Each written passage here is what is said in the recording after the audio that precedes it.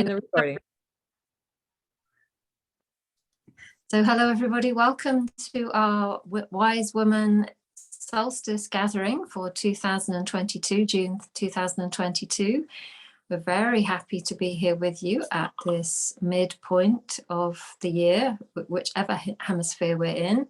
So I'm Sarah Estelle and I'm going first today actually just because we have seriously wonky internet here in France and we just wanted to make sure that I was present for it. So it's very, very hot here today, extremely hot. So yeah, so my senses are somewhat, what would I say? My clarity is, my Aquarian brain is not the way it normally does, but possibly that's a good thing in the circumstances because it allows the thought patterns to be less present. So what am I bringing today?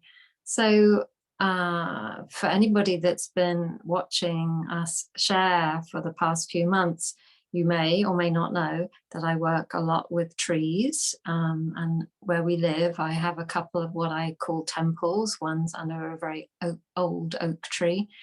And I've been working with oak for years and years, and I still am. But in the last few weeks, I've been sitting under the willow tree. It's a very old willow tree, very thick trunk, and it's kind of leans at these extraordinary angles. And you think, how on earth do you manage to stand up? But it does. Has an amazing canopy, and actually is on a piece of ground that goes like that. So I've been spending a lot of time under willow and absorbing willow energy and realizing the reflections that have been coming back to me, how related it is. Obvious, well, maybe not obviously, but willows love water. So they love the water element and they love the emotional flow.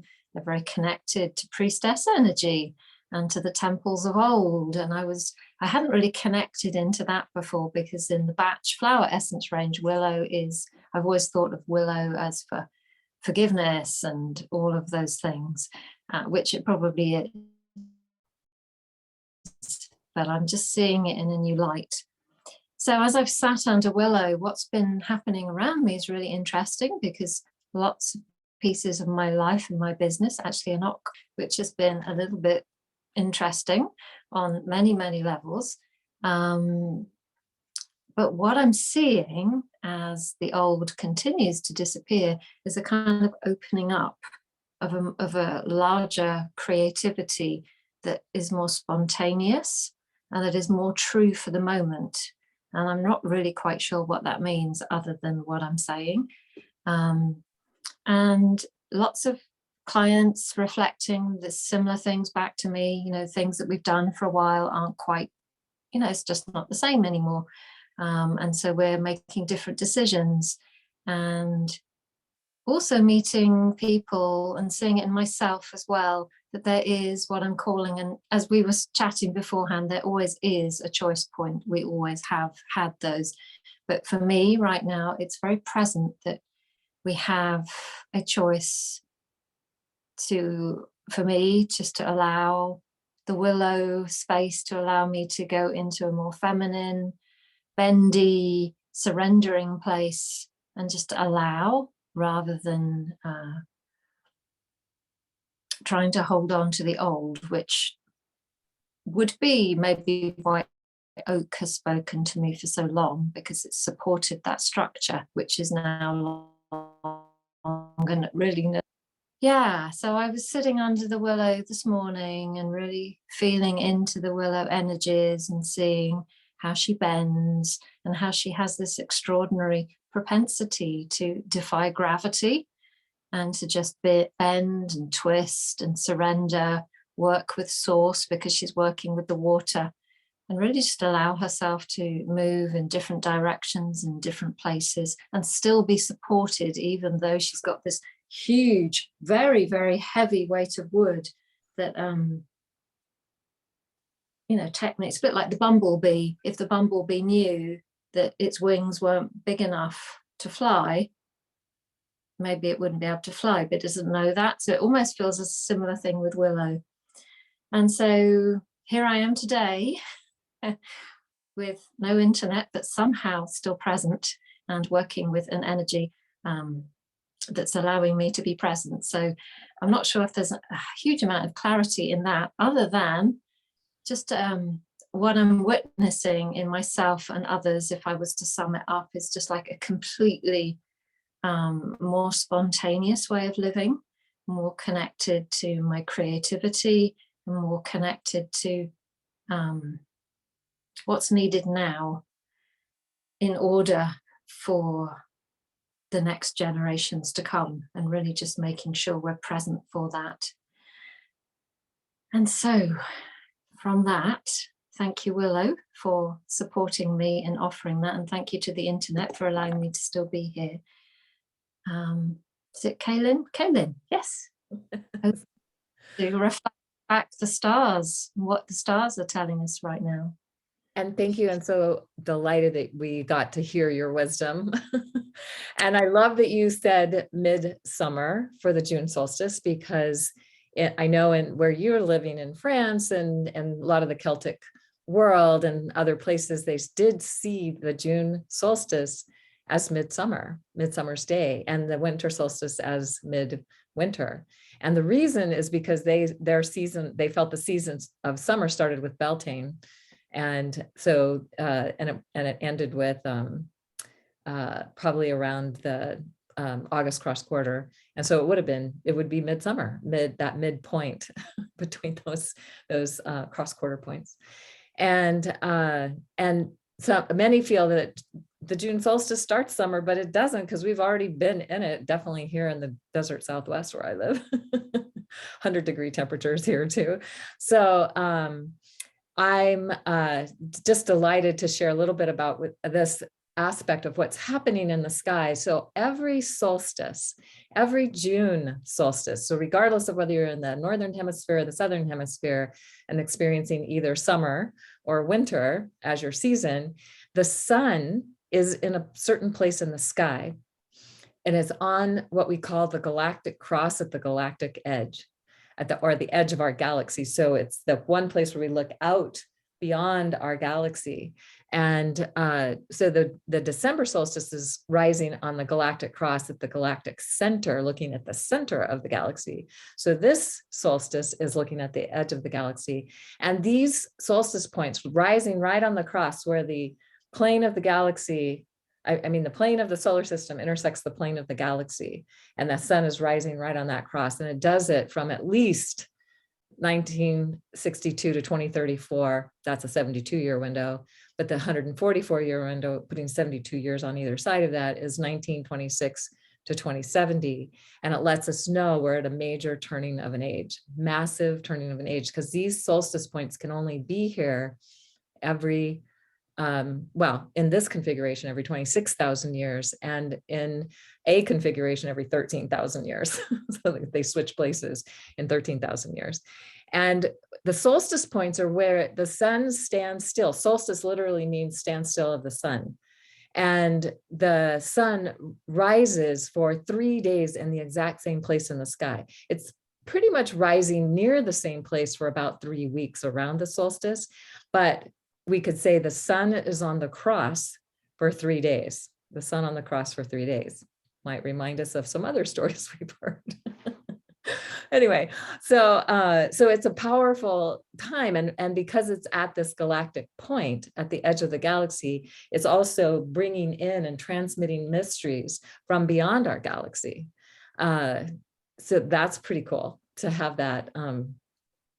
To be able to tune into that. So if we look at the sun on the summer solstice, then we're looking, it's the doorway. It's like the transmitter of the mysteries in the doorway into other realms and dimensions. So we can tune into that and see what's coming through from the galactic cross at the galactic edge, and things coming in from beyond our galaxy to help inform us. So in this time of the greatest amount of light in the northern hemisphere, the least amount of light in the southern hemisphere, and it represents a seasonal shift, which is also super important to just tune into. The the other thing I wanted to speak to is how we're also in the time of the sun being with the star Sirius. And this happens around this time every year. It was in the United States, the July 4th of 1776, the sun was exactly conjunct Sirius when they signed the Declaration of Independence. That was purposely planned. The founding fathers, Freemasons, or whoever they, whatever their mystical background was aware of that. And they used that time to create the Declaration of Independence and sign it on that day. Now it has shifted, because it does shift over time. It's moving 1 degree every 72 years. It now happens more precisely on July 6th, when the sun is conjunct Sirius. And really from the end of May until the beginning of August, or sometime in August, depending on your latitude, the sun is with Sirius and we don't see it. It's like 70 days with the sun. And one of the things that happens in the month of July, aside from the exact sun-Sirius connection, is that the Mayans have what they call the day out of time. That happens on July 25th. And then they start their new year and they call it a galactic new year, or whatever however they were describing that new year, on July 26th. So they take this day out of time. Wasn't in time, it was out of time. And it used to be that they did that when the sun was conjunct Sirius, but it has shifted so much over thousands of years of whenever this was something that was put into place, that it doesn't happen when the sun is conjunct Sirius any longer, but the sun is still with Sirius. Now, one of the reasons Sirius is such an important star to almost all the cultures around the planet is that it's the brightest star in our night sky. And many will say that it's the beings from Sirius that came to and created, maybe it was the Atlantis, the land of Atlantis, and then the Atlanteans went to Egypt and to British Isles, and in that area after Atlantis sank. But they were very strongly connected to this star, the star Sirius. And in Egypt, literally, when the star Sirius rose as a morning star, and that used to happen in June, around more closer to the solstice, then that was when the Nile would start flooding. And they knew, it was part of their seasonal calendar of how they knew what was happening. So Sirius is a very important star for us to connect to. We can't see it right now, but we know the sun is there. So when you're tuning into the sun, you can tune into this star. And I will post in the show notes a video that talks all about Sirius magic. And then what I wanted to do is just complete my sharing here with an ode to Sirius, as I thought that might be fun for us. So here it is. Ode to Sirius and the sun as seen from the earth. Each year the sun and Sirius meet for 70 days in the summer heat, illuminating a time out of time where magic and mystery miraculously align. The dog days are filled with glorious light when we might receive deep, profound insight.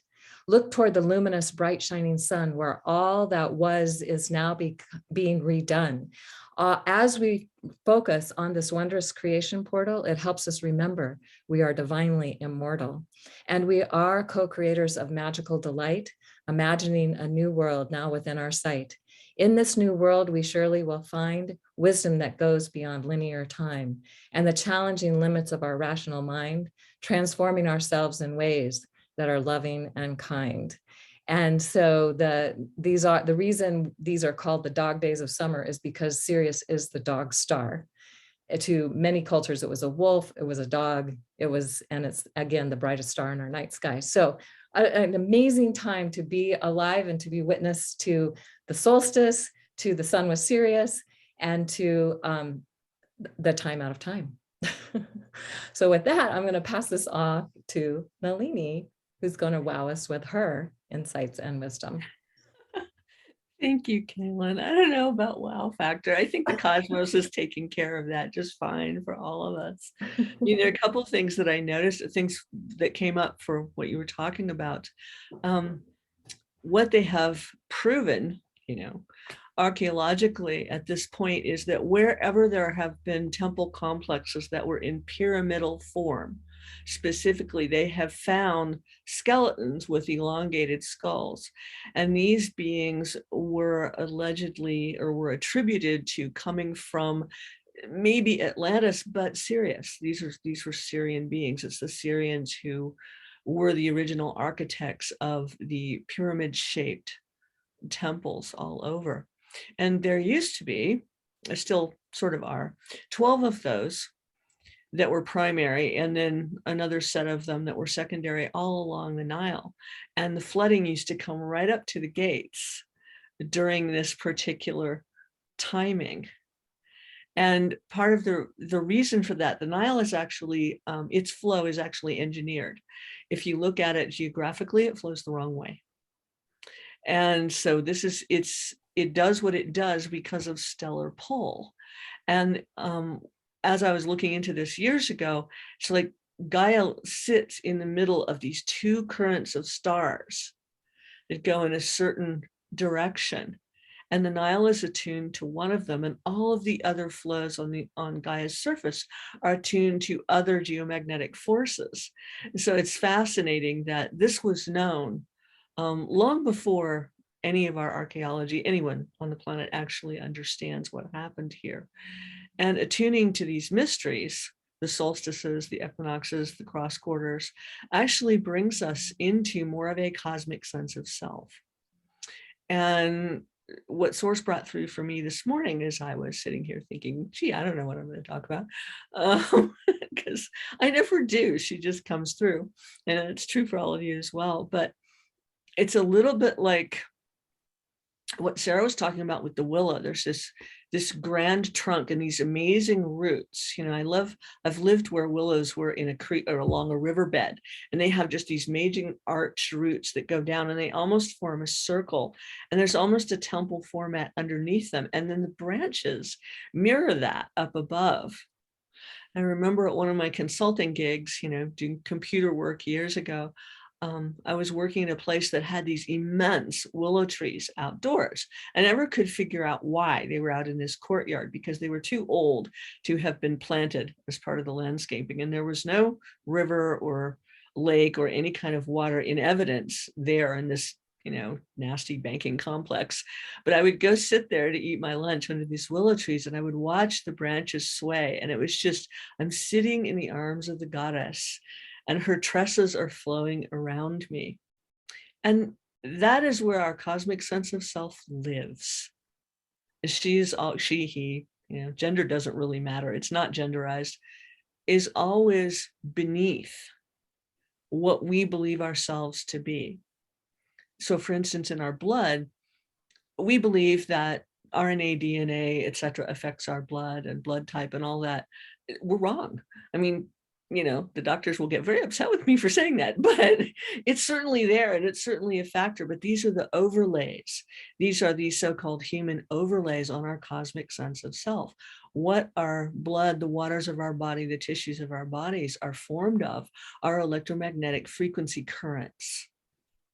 And when we tune into that, it tunes into the same substance of those rivers of stars, of the various poles of Gaia, and of the other celestial bodies, the sun, the moon, the other planets that we're aware of, and some that we're just learning about. We tune into that. And as we tune into that, we become more of who we are. You know, our job, as I have experienced it in this life and am experiencing it more and more, is to bring the various impulses that always affect us all the time, bring those into a singularity, as though we're a planet or whatever, we are a celestial body, and bring them into a harmony within us that brings all these factors to bear.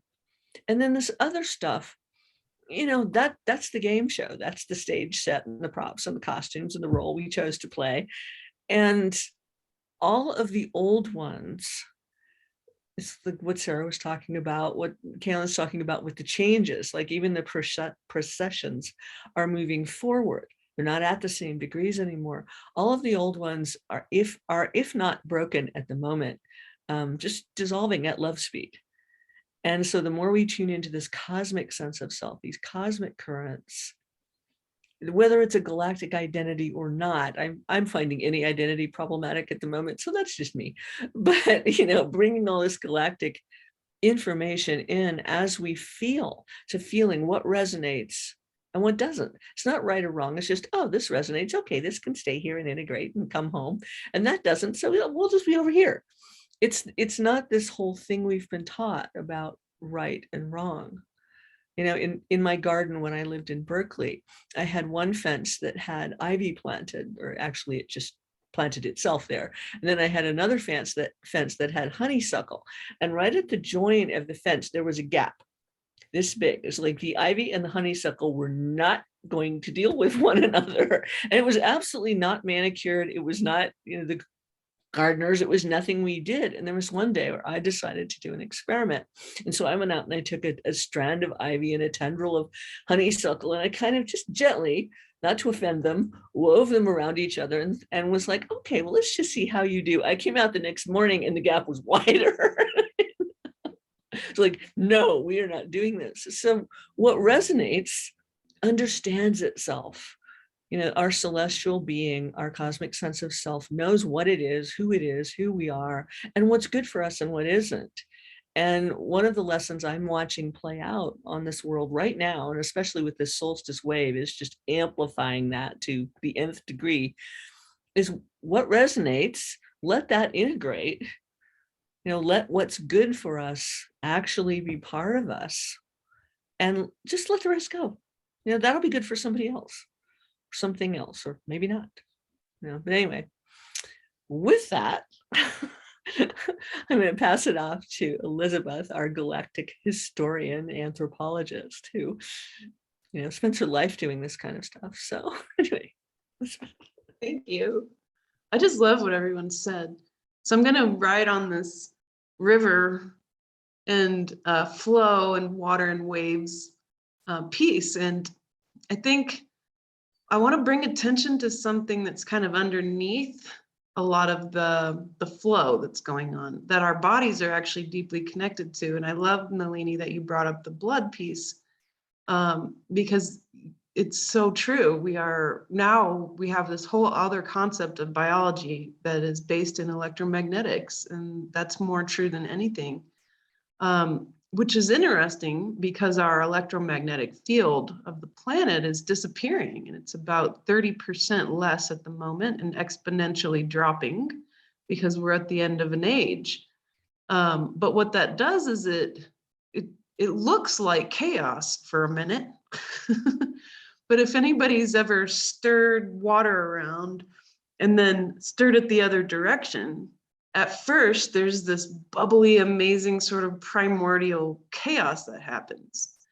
And it turns out that during that time, especially in biodynamics, which you do this on purpose in biodynamics, and also underneath the pyramids, they would harness that to create negative ion fields where the water would create these chaotic pools and then bubble up. Well, that's when all of this oxygen gets saturated in the water, and the water becomes more powerful than it did before, because now it can do the job of water more than it was doing before. And water has an incredible amount of power. Like, it was something like 10 bars of TNT per gallon. If you were to try to separate oxygen from hydrogen in 1 gallon of water, it would literally be worth 10 sticks of TNT worth of energy, which is mind-blowing. So considering how much water we're made of, and then our Gaia planet her soul is literally water. There's 3 times as much water underneath our feet, under the mantle, than there is on the surface of our planet. So she truly is a water planet. And water has memory and all these amazing factors. There's this other flow, this very subtle one, that when we do go look out beyond the galaxy, you can see it in the big giant structures of the galactic called Laniakea. The one that we're part of is called Laniakea, and they flow like rivers. And then when you zoom out even more, there's very clear, gorgeous electromagnetic spinning going on, these double torus structures of galaxies where the galaxies are like little molecules and the rest of it is flowing. It's incredible what the universe really looks like. But where is it all going? Where is it flowing to? Well, in mysticism, it's flowing back to source. So there's this one really big river, probably made of universes, that comes from and then flows back home. And so this is really an amazing concept to apply to your human experience. So I want to bring up a totally new system in the body that most people don't know exists because it was discovered like 4 years ago. It's called the premovascular system. And it's this microtubule system inside the lymphatic system. Now, if you really look at the lymphatic system, we don't really understand a lot about it. And people are very confused about what the lymphatic system is. Even just recently, we realized that there's this huge lymphatic system inside the brain. We didn't realize that the lymphatic system even got into the brain. And it only opens when you're asleep, which is amazing because that means the flow of this other system, the premovascular system, brings light into the brain. Well, this premovascular system that's sort of embedded in the lymph, and the lymph is run by the fascia. And this is important because movement is literally causing the lymphatic system to move. And movement happens in this universe because of asymmetry. So that's really something to ponder, that there always has to be a level of imbalance for movement to occur in reality, especially with consciousness. Inside the universe. When you go into the void, everything's still because everything's perfectly in balance and nothing's moving. And there's plenty of light, it just doesn't have a source. It's not moving. But inside the universe, everything's moving because there's a flow of the individuation moving back home to the universal and then back again. And the premovascular system, when you go in and look at it, there's these very long nuclei inside of these cells that are in these microtubules. And they have video and photos of these long nuclei moving photons around the body. That means that this is what we know as the light body. It's literally a system in your body. And when you go to sleep, and when you meditate and you stop your mind, and you become still, it opens up into the brain. And so that literally means that light is brought into the brain mind in meditation and in sleep. So this is just the very beginnings of something that we are beginning to start to look at from a scientific perspective, but that the mystics already knew, that you have many, many bodies. And these bodies are all working in flow and moving light. And that this light is also moving in a greater river, the greatest river of all, the river of consciousness that moves into source, into stillness and back out again, like the flow of tides. So when we're examining a human life, as we are now in the present, hanging out with these really amazing alignments, with different kinds of qualities of light from the stars, like the star Sirius or Vega or the Seven Sisters, or whichever stars really are pulling you or aligning with you or resonating with you. There's always going to be some, and they're all conscious. In fact, if you really do proper gazing at a star, you'll see fractals coming off the star, which is the mysteries that the star offers us. And if you do good sun gazing towards the end of the evening or the very beginning of the day, that happens too. I've had many clients and myself reporting that you can see these fractals of light come off the sun. So all this leads to something practical. How do you make sure your light body is healthy Well, you need to meditate. Meditating is the #1 thing you can be doing. And then, of course, making sure you're really properly having a space to sleep so that you can allow your light body to recharge your brain, because that's what it's doing. But doing gazing, bringing light into your life, gazing on nature, everything is photonic. You are bioluminescent. Your body's literally creating light. It's measurable. And some humans get really good at this, and then you can see them glow. And this is really kind of a neat measurable effect of the enlightenment process. But it's about gaining and maintaining light so that you can ride waves of consciousness and change and initiations and losses and gains and alignments. And of course, whatever resonates with you, bringing it closer just builds your light body even more so that you become a source of endless light for everyone else too. And that's the cool part about the enlightenment process, I think, is that it's not quite enough just to be enlightened. Then you have the job of being able to go out and be present and be available to all living beings as a source of light. And we have examples of that already in the sky. So we have wonderful examples and lessons and friends in the stars who are teaching us, and our ancient family already knew all of this. So they made sure to be conscious and aware and receiving as these mysteries change a little bit every year. And that's what's so amazing about it, because as the processions shift, well, that means more new cool stuff's available. And we are in a very different place in space than we've ever been before as a galaxy. And the planet, of course, as her electromagnetic field goes internal, well, she's literally internalizing these qualities of light too. And it's a mutual benefit experience for humanity, for all living beings on the planet, and for the earth.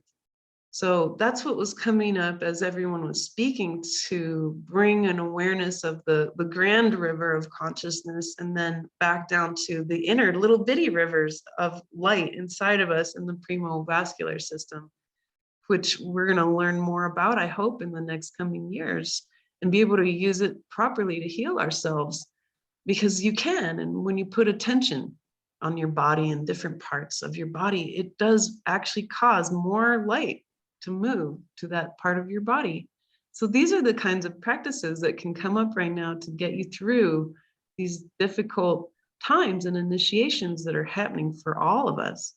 So I hope that's helpful to everyone, and that over the next solstice, this coming solstice over the next week is really rich and beautiful with these realizations as you become more aware of your true cosmic self.